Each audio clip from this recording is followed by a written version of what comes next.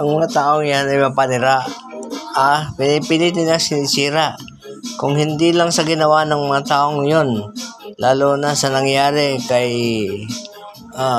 yung pagkamatay ni Ninoy Aquino, ibinibentang nila na ang pumatay ay ang pamilya Marcos. Pero ang totoo, kagawa yun ng kapatid niya. Dahil sa gusto niya na maging presidente ng panahon na yon. Sila ay nagtatag ng mga kanilang bahay doon sa may Mabini. Nagtatag sila ng isang bahay doon na gagawin nilang parang punduhan nila habang nangangampanya.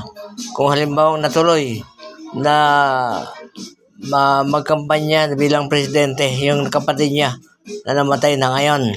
Yun ang pumatay doon kay Ninoy Aquino na naging dahilan para ibintang nila sa mga Marcos. Pero ang totoo, si Benigno Aquino Sr. ay may cancer. Alam na nila yon. At sinabi ni Presidente Marcos nung araw na wag na siyang umuwi muna kahit siya ay nagpapalit ng muka. Nagpa-plastic surgery.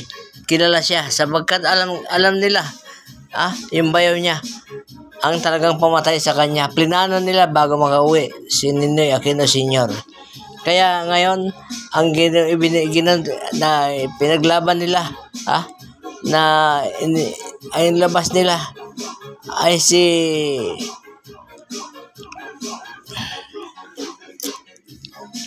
yung asawa niya, si Cory Aquino. Tuntua si Cory Aquino dahil parang ngumiti at sumilay ang kanyang pagkasatanas, di ba? Kaya lang naman ginusto ni si Padre yung Jaime Sen, kaya makasalanan Sen ang apelyido. Alam niyo kung bakit? Kasi may gusto siya nun kay Cory Aquino. At si Cory Aquino, nagbigay ng pagkataon sa kanya. Kaya ang ginawa niya, lahat ng mga madre niya, pati siya, inilaban ng yan. Kaya nagkaroon ng mga tao na nasisiraan ng ulo na hindi mo nag-isip na ang ginawa noon ni Cory Aquino ay para sirain ang pamilya Marcos. Pero kung alam lang nila na si Cory Aquino, walang alam sa politika, di ba? Kaya lang siya ibinoto ng tao dahil sa kagawan ni nung si Jaime Cardinal Sen, na may gusto sa kanya. Kaya ang mga madre niya, kunwari nilabas niya, pero di ba lumabas yung katotohanan na si Cory Aquino nakipaglaban ng madyong sa mga madre doon sa pelikula. Nakita nyo naman, totoo yun. Di ba? Samantalang si Presidente Marcos, kung hindi lang natalo dahil sa kagawa ni Cory Aquino at ng kapatid niya na mamamatay tao, di sana maunlad na Pilipinas. Noong araw, ang 1 baht, bali sa piso, sa piso natin 2 bahts ang halaga. Sa mga ibang bansa, laging mataas ang piso natin sa Asia. Pumangapat tayo sa pinakamayaman noong araw sa buong mundo. Pero ngayon, magmula nung si Cory ang di ba? Sasabihin nyo, yung BBM ngayon na presidente natin, sasabihin nyo na dahil sa kanya, kaya bumabalik ang dating makalokohan, palibhasa, hindi nyo magawa ang mga gusto nyo. Ang magpakalat kayo ng sugal, ang magpakalat ng sabong, lahat ng klase ng sugal na gusto nyo, mga sindikato, nagpabuwag si BBM lamang. Matagal ng panahon na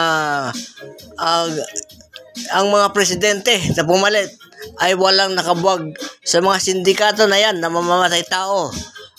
Mga kumukuha at nagpapasok ng mga bagay na parang walang tax, di ba?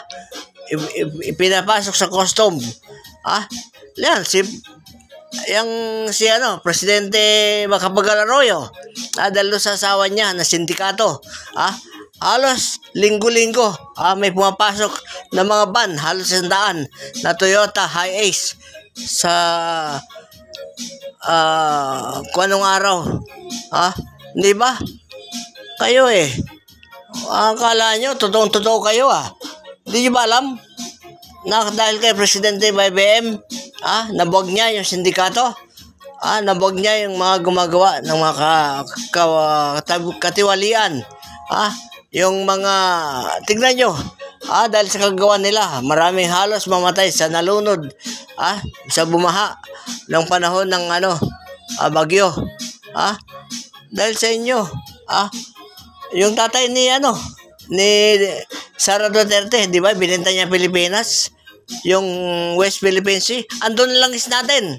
Kung alam nyo lang, pinag-uusapan pa nung araw, nung panahon pa ni Fidel Ramos, na ang lugar na yon ay pinag-uusapan nila, nalalagyan nila ng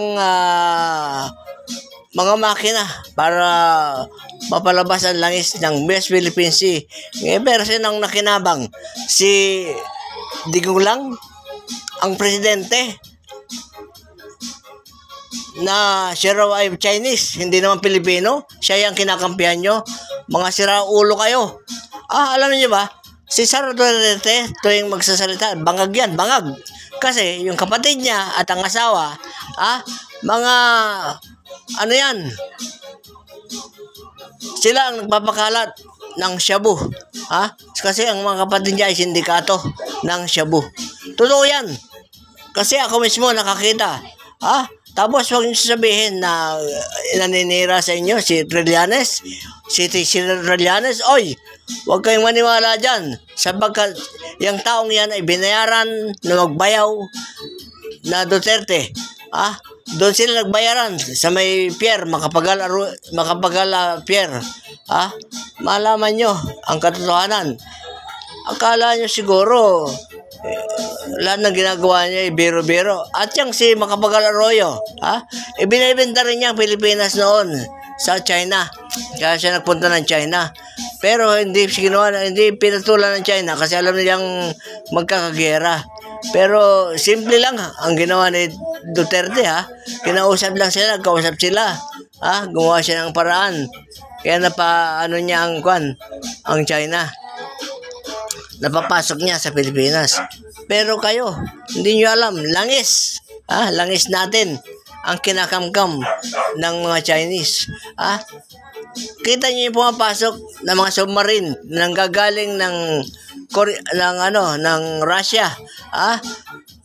Ang kinukuha nun, mga langis na nanggagaling sa atin. Kung alam nyo lang na kung pumayag lang si Fidel Ramos sa 40-60 na hatian sa Pilipinas at ng mga maglalagay ng mga ng langis ng araw, di sana mayaman tayo. Baka lahat ng Pilipino, lahat tayo may para tayong pensyonado. Pero ang nakikinabang lang Duterte, mga Duterte. Tapos ngayon pinipilit nyo siraan si BBM. Kung alam nyo lang, na siya lang nakapagpatino dito sa Pilipinas. Kung dahil sa kanya, lahat ng sindikato na buwag, maraming takot na presidente nung araw. Gusto nila talaga na magkapera. Dahil sa pera, kaya nila ginagawa yon. Pero ang totoo niyan, si Presidente BBM lamang ang lagay ng mga ganyan na siya ang nakatuklas at nagbigay ng liwanag sa mga nangyayaring kalokohan ng DPWH. Nakakita niyo yung tulay? Nagpinagagawa nila, halos bumabagsak. Lahat ng ginawa nilang dike, lahat ng ginawa nilang mga karsada, kakabatas-batas kasi nung araw, sinabi ng PhilRac nung araw, PhilRac, yung kauna-unahang mga may truck na nagbubuhos sa mga karsada. Gusto nilang patibayin ang karsada. Pero nung araw, umayaw ang presidente nung araw dahil ayaw nila, o yung mga senador na dati, dahil ayaw nilang matibay ang karsada. Kasi pag wala nga namang gagawin, wala nang magkakapera, wala na silang masisila, mga buwetre, Yan ang mga ano niya, buhaya, hindi lang buhaya, buwetri pa. Dapat maintindihan nyo ang katotohanan. Na lahat ng nangyayari, si BBM lamang ang malakas ang loob na presidente na inilabas niya ang lahat ng katotohanan. Dahil yung custom nung araw, maraming mamamatay tao dyan, mga pulis, at kung sino-sipong matataas na tao. Akala nyo ba ganun-ganun lang? Akala nyo yung ginawa ng BBM, parang ganun-ganun lang? Dapat maintindihan nyo yan.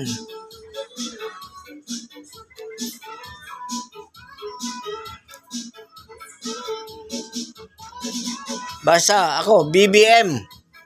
Palagi. Forever.